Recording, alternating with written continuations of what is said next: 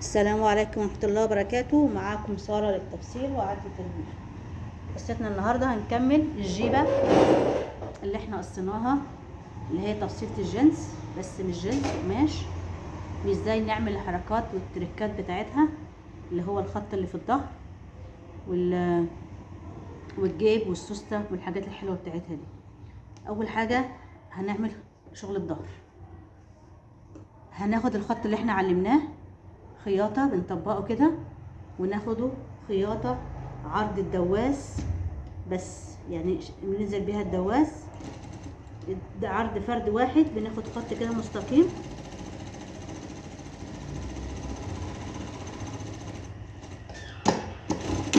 بالمنظر ده، ونروح منزلينه على تحت بتشريمة وتثبيتة بالطريقة دي.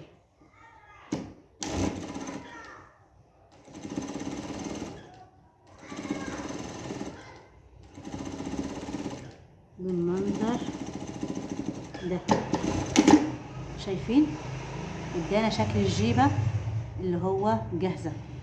الجنب التاني بنفس الطريقة على نفس الخط، علشان لما تيجي تقفلي الظهر يبقى الاتنين قصاد بعض، مفيش واحدة عالية وواحدة نازلة. هناخد برضو الخط بنفس الطريقة، وزي ما نزلت هناك هننزل برضو هنا ونثبت اهو.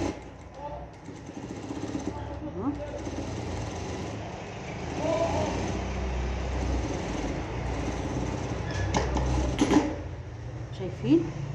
هنقفل بقى الظهر بخط مستقيم، نقفله كله. هنجيبه من تحت، فاتحين من تحت جزئيه عشان تبين لنا استقامه الخط اللي هنقفله، وفي النص سايباها مقفوله علشان ما تهش ما بين الوش والظهر.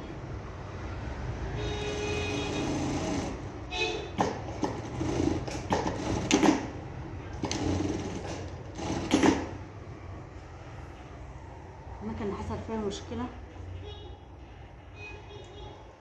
احاول اشوفها معاكم عشان حتى لو حصلت معاكي نفس المشكله تقدري تحليها. ان القماشه شدت معايا في المكنه معايا مش بتسحب. شايفين المشكله في المكنه ايه هي؟ انا مش عارفه.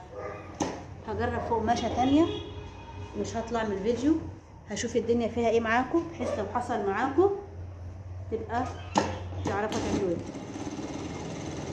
واضح ان المشكله في الخامه مش في المكنه. شايفين؟ بيحصل معاكي زي كده، ما تلعبيش في المكنه الا لما تجربي في خامه تانية. جربت في خامه تانية وشغاله اهي المكنه، يبقى المشكله في القماشه نفسها. ايه هي المشكله بقى في القماشه مع اني اشتغلت فوق؟ مش عارفه. نحاول نجيب من فوق عادي خالص ونشوف المكنه زعلانه ليه. هقفل من فوق اهو، المكنه زي الفل مفيش مشكله الحمد لله. وهكمل القفل بتاعي. انا لحد دلوقتي مش عارفه ايه السبب، ان هي عضعضت القماشه، اسمها عضعضت في الجزئيه دي، مش عارفه ليه. خدناها وتفاديناها الحمد لله اهو. شايفين عملت ازاي؟ ايه السبب ده؟ انا مش عارفه لحد دلوقتي ليه. جايز القماشه فيها لزق او حاجه بتلزق، تقريبا فيها فعلا في حاجه بتلزق اهي. هنعمل ايه؟ هنشيم بقى الخط بتاعنا بتاع نص الجيب من الظهر. شايفين خطين في وش بعض ازاي؟ هناخد القماشه ونفرد الجزء الخياطه اللي تحتاني، وناخد تحتيه عليه عرض. يعني ايه عرض؟ يعني خط بعرض الدواس بالمنظر ده كده، وافرد الجزئيه اللي تحت وامشي عليها عشان تديني تخانه وتديني شكل حلو. شايفين ظهر الجيبه عامل ازاي؟ زي الجاهز بالظبط اهو.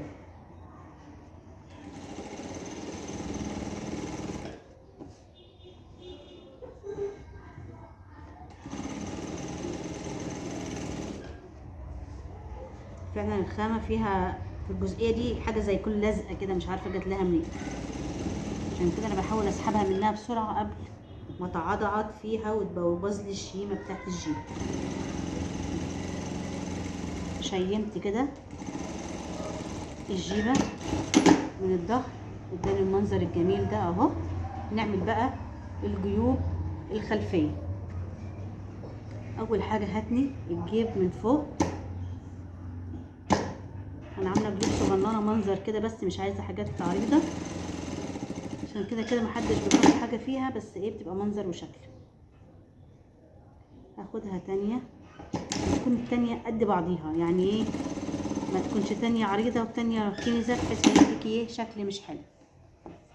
هنثبتهم مكان ما احنا عايزين بالمنظر ده كده، ونحط التانية قصادها، ونثبت الاتنين قصاد بعض بالطريقة دي، عشان ميبقاش واحد عالي وواحد واطي وواحد نازل وواحد طالع، لا عايزاهم الاتنين كده قصاد بعضيهم.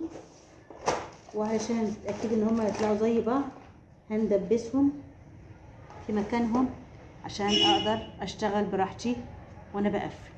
دبوس من فوق ودبوس من تحت علشان تبقى ثابته، عشان ميبقاش الشكل وحش وتفكي ويبقى مش زي بعض الجيوب، لان مش هتسيبيهم كده هتضطر تفكيهم. تثبيتين اهمت فوق وتحت، وبعد كده بنثبتهم على المكنه بشكل نظيف كده وشكل حلو. بنتني تانية رفيعة نص سنتي كده جوه، ونخيط الجيب ونثبته على القماش. انا عايزه اعمله بزاويه كده شكلها حلو. هاخد حوالي 2 سنتي جوه كده، بلف والابره نازله تحت، والف اهو، واروح واخده الجزئيه اللي انا عايزاها دي اهو نص سنتي. لف القماش بتاعتك، هتدخليها جوه كويس وتطبقيها صح. طول ما الابره نازله معاكي تحت هتديكي شكل صح. وانا هعمل زاويه من جنب واحد بالطريقه دي كده اهو، وهلف برضو اهو. شايفين المنظر الجيب عامل ازاي؟ وهطلعه باستقامه على فوق بالطريقه دي، وثبت بتشيمتين تاني كده علشان يبقى شبه بتاع الجاهز بالظبط. شايفين الجيب اهو؟ بنفس الطريقه هنعمل الجيب التاني.